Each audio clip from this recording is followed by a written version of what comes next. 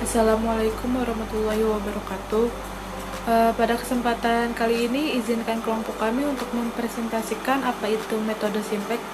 Sebelum masuk ke materinya, izinkan saya memperkenalkan anggota kelompok saya, yaitu ada saya sendiri, Ayuni Putri Cika Cecilia, ada Yustika Maulina, dan ada Guon Fernando. Kita masuk ke materinya. Apa itu metode Simplex? Metode Simplex adalah metode yang dapat digunakan untuk menyelesaikan persoalan material yang telah diformulasikan terlebih dahulu ke dalam persamaan matematika program linear yang mempunyai variabel keputusan mulai dari lebih besar atau sama dengan 2 sampai multivariabel. Selain itu, metode Simplex juga mempunyai istilah-istilah. Yang pertama itu ada iterasi. Iterasi merupakan tahapan perhitungan di mana nilai dalam perhitungan itu tergantung dari nilai tabel sebelumnya. Yang kedua yaitu ada variabel non-basis. Variabel non-basis sendiri adalah variabel yang nilainya diatur menjadi 0 pada sembarang iterasi. Dalam terminologi umum, jumlah variabel non-basis selalu sama dengan derajat bebas dalam sistem persamaan. Selanjutnya ada variabel basis, di mana variabel ini nilainya bukan 0 sembarang iterasi. Pada solusi awal, variabel basis merupakan variabel slack, atau jika fungsi kendala merupakan pertidaksamaan, atau bisa juga disebut variabel buatan. Atau secara umum, jumlah variabel basis selalu sama dengan jumlah fungsi pembatas. Selanjutnya ada solusi atau nilai kanan, yang menjadi nilai sumber daya pembatas yang masih tersedia. Selanjutnya ada variabel slack. Variabel ini merupakan yang ditambahkan ke model matematik kendala untuk mengkonversikan pertidaksamaan menjadi persamaan. Penambahan variabel ini terjadi pada tahap inisialisasi. Selanjutnya ada variabel surplus, yang merupakan variabel yang dikurangkan dari model matematik kendala untuk mengkonversi pertidaksamaan menjadi persamaan. Penambahan ini terjadi pada tahap inisialisasi. Selanjutnya ada variabel buatan, di mana variabel ini ditambahkan ke model matematik kendala dengan bentuk pertidaksamaan atau persamaan untuk difungsikan sebagai variabel basis awal. Penambahan variabel ini terjadi juga pada tahap inisialisasi. Variabel ini harus bernilai 0 pada solusi optimal karena kenyataannya variabel ini tidak ada. Selanjutnya ada kolom pivot atau kolom kerja, di mana kolom pivot ini adalah kolom yang membuat variabel masuk koefisien pada kolom ini akan menjadi pembagi nilai kanan untuk menentukan baris pivot. Selanjutnya ada baris pivot. Baris pivot sendiri merupakan salah satu baris dari antara variabel basis yang memuat variabel keluar. Selanjutnya ada elemen pivot. Elemen pivot sendiri merupakan elemen yang terletak pada perpotongan kolom dan baris pivot. Elemen pivot akan menjadi dasar perhitungan untuk tabel Simplex berikutnya. Selanjutnya ada variabel masuk, yaitu variabel yang terpilih untuk menjadi variabel basis pada iterasi. Variabel masuk dipilih dari satu dari antara variabel non-basis pada setiap iterasi. Variabel ini pada iterasi berikutnya akan bernilai positif. Dan yang terakhir itu ada variabel keluar. Variabel yang keluar dari variabel basis pada iterasi berikutnya dan digantikan oleh variabel masuk. Variabel keluar dipilih satu dari antara variabel basis pada setiap iterasi. Variabel ini pada iterasi berikutnya akan bernilai 0. Kemudian ini merupakan contoh soal yang telah kami buat. Di sini terdapat fungsi tujuan dan juga fungsi batasan. Untuk fungsi tujuannya itu ada Z sama dengan 8x1 ditambah 9x2 ditambah 4x3. Kemudian untuk fungsi batasannya ada x1 ditambah x2 ditambah 2x3 kurang dari 2. Kemudian ada 2x1 ditambah 3x2 ditambah 4x3 kurang dari 15. Kemudian yang ketiga ada 7x1 ditambah 6x2 ditambah 2x3 kurang dari 24. Nah, untuk menjawab contoh soal tersebut, kita harus mengubah fungsi-fungsinya terlebih dahulu. seperti berikut. Di sini ada fungsi tujuannya kita ubah. Untuk variabel yang sebelah kanannya itu kita pindahkan ke bagian sebelah kiri sama dengan, sehingga untuk tanda positifnya itu kita akan berubah menjadi negatif. Maka akan didapati dengan nilai Z kurang 8x1 kurang 9x2 kurang 4x3 sama dengan 0. Kemudian untuk fungsi batasannya kita tambahkan variabel slack. Di sini variabel slacknya itu ada S1, S2, dan juga S3. Karena fungsi batasannya telah ditambahi variabel slack, maka tanda kurang dari sama dengan yang ada di soal sebelumnya ini kita ubah menjadi sama dengan. Nah, setelah fungsi-fungsi tersebut berubah, maka kita harus memasukkan nilai-nilainya ke dalam tabel. Bisa kita lihat di sini ada kolom Z, kolom X1, X2, X3, S1, S2, S3, dan nilai kanan. Kemudian untuk barisnya di sini ada Z, S1, S2, dan juga S3. Kemudian langkah ketiga kita akan mencari baris kunci. Untuk mencari baris kuncinya kita harus mengetahui indeksnya terlebih dahulu. Nah, untuk rumus indeksnya di sini ada nilai kanan dibagi nilai kolom kunci. Di sini untuk kolom kuncinya itu kita mencari nilai yang memiliki nilai negatif yang paling besar. Di sini jatuh kepada kolom X2 yang memiliki nilai minus 9. Sehingga bisa kita hitung berdasarkan baris masing-masing.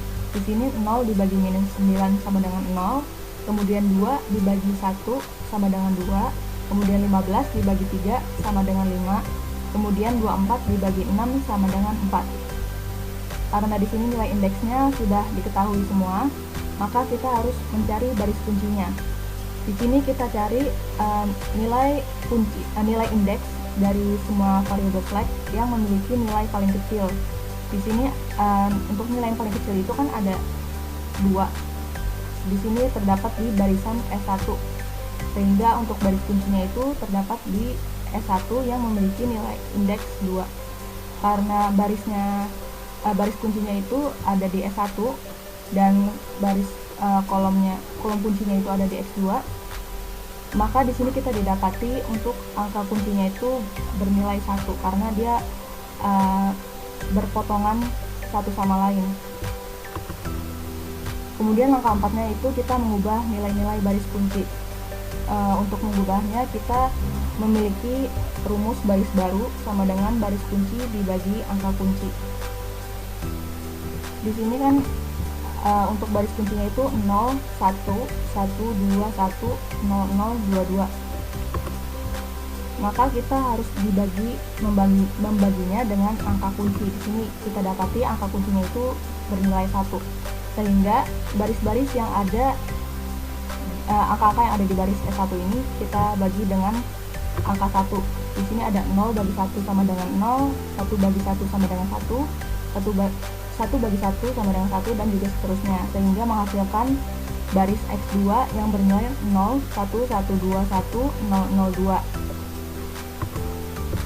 Kemudian selanjutnya langkah 5 yaitu mengubah nilai-nilai baris Z.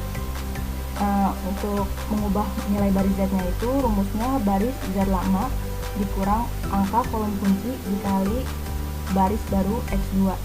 Untuk baris Z lamanya itu kan di sini ada 1, minus 8, minus 9, minus 4, 0, 0, 0, 0.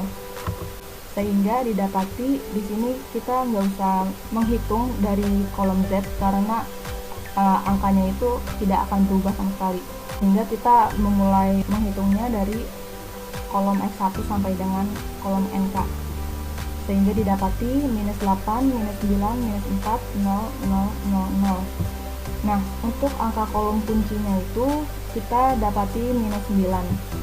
Kenapa minus 9? Karena di sini pada baris di kolom kunci di baris Z itu yang angka kolom kuncinya itu minus 9.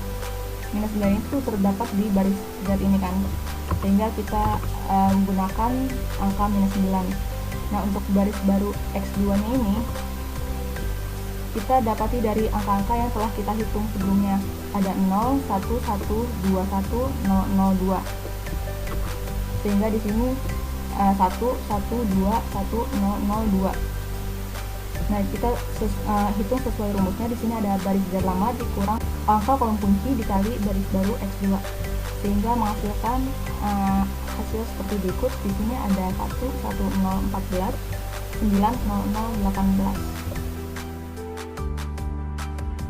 Kemudian kita masuk dalam langkah 6, yaitu mengubah nilai-nilai baris S2. Rumusnya baris S2 lama dikurang angka kolom kunci dikali baris baru X2. Jadi baris S2 lama itu 2, 3, 4, 0, 1, 0, 15. Kita bisa lihat pada tabel yang ini, itu 2, 3, 4, 0, 1, 0, 15. Dikurang angka kolom kunci. Jadi angka kolom kunci di sini 3. Kenapa 3? Itu dikarenakan 3 merupakan perpotongan dari baris S2 dan juga kolom X2. Kemudian dikali baris baru X2. Baris baru X2 di sini 1, 1, 2, 1, 0, 0, 2. Kita bisa lihat di sini baris baru S2 1, 1, 2, 1, 0, 0, 2. Oh iya, kenapa kolom Z tidak digunakan? Karena hasilnya akan tetap sama. Hasilnya akan tetap 1, 0, 0, 0.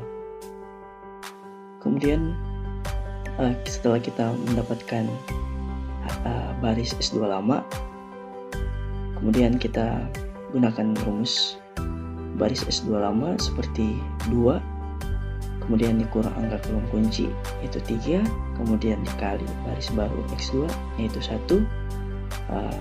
Kita mengerjakan yang terlebih dahulu, yaitu yang ada di dalam kurung, yaitu 3 dikali 1. Jadi 3 dikali 1 itu sama dengan 3. Kemudian 2 dikurangi 3, 2. Jadi tanda kurang ini menjadi plus, dan yang awalnya tadi 3 itu adalah positif menjadi minus. Kenapa? Karena adanya perubahan tanda. Jadi 2 ditambah min 3 hasilnya adalah min 1. Angka-angka yang di bawah ini caranya sama mengerjakannya seperti yang tadi, sehingga di sini baris S2 itu kita mendapatkan hasil min 1, 0, min 2, min 3, 1, 0, dan 9. Kemudian kita lanjut ke langkah yang ketujuh. Langkah yang ketujuh itu mengubah nilai-nilai baris S3. Rumusnya sama, yaitu baris S3 lama dikurang angka kolom kunci dikali baris baru X2. Jadi baris S3 lama kita bisa melihatnya di sini. Baris S3 lama itu 7, 6, 2, 0, 1, 0, 1, 2, 4. Kenapa kita tidak menggunakan kolom Z? Itu dikarenakan alasan yang sama, karena hasilnya akan tetap sama. Hasil baris S3 lama itu 7, 6, 2, 0, 0, 1, 2, 4. Kemudian dikurang angka kolom kunci. Jadi di sini angka kolom kunci dari baris S3 itu adalah 6. Kenapa 6? Kembali lagi seperti tadi. Karena 6 merupakan perpotongan dari baris S3 dan juga kolom X2.